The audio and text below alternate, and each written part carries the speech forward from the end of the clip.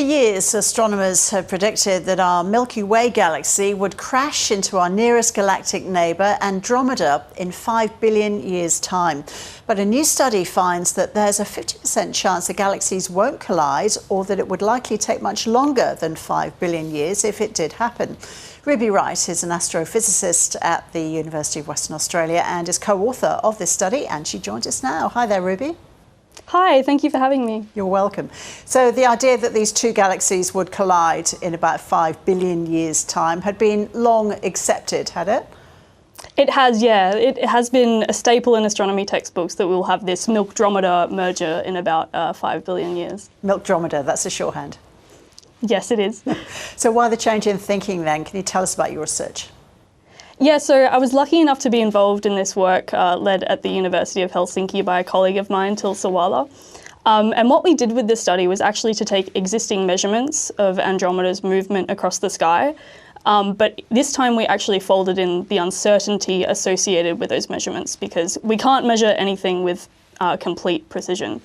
And we ran a number of computer simulations exploring all of the different possible outcomes and found that in only about 50% of the cases do the Milky Way and Andromeda eventually merge, or within the next 5 billion years. So what factors then influenced whether or when the two galaxies might collide?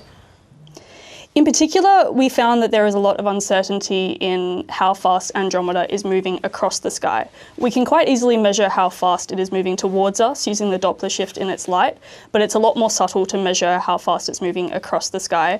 And what we found is that because there is so much uncertainty in that measurement, that will have quite an impact on the eventual scenario. So Ruby, what was your reaction to these, to the results of the modelling? Did they come as a surprise? It definitely did come as a little bit of a surprise because we were all kind of used to this idea that the Milkdromeda is, impending and is all but certain. But it was definitely an interesting experience to see the data, see the simulations, and slowly we all were coming to peace with the idea that it doesn't seem to be as certain as once thought. Right. So what are the implications of this new way of looking at what the two galaxies are likely to do? Are there other scientific consequences to this? Yeah, it's a great question. And I think for me, the takeaway is that we really need to be careful when we take the most likely values of parameters. We really need to understand what it means when we propagate our uncertainties on our measurements through to the final result, which is kind of, as I mentioned, I think that's what I'm going to be taking away and what I apply to new studies. So we know a bit about our own galaxy, the Milky Way, but tell us a bit about Andromeda. So yeah, Andromeda is, I guess, our galactic big brother in a way. So we think Andromeda is quite similar to the Milky Way. It's a flat pancake-like galaxy. It has a little bit more mass, so it's a little bit heavier than us. But when the two galaxies, if they do merge, in this 50% scenario, it's likely that they will transform each other through the interactions into a more spherical-like galaxy as opposed to being like a flat pancake.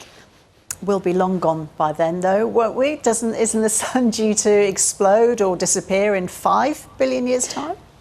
That's exactly right. It is a funny coincidence that about at the same time in 5 billion years, the sun will expand likely into a red giant phase and potentially envelop the Earth. So there are potentially more issues to be worrying about at that same time, yeah. Now, there are going to be more changes to accepted knowledge like this as more space telescopes collect data.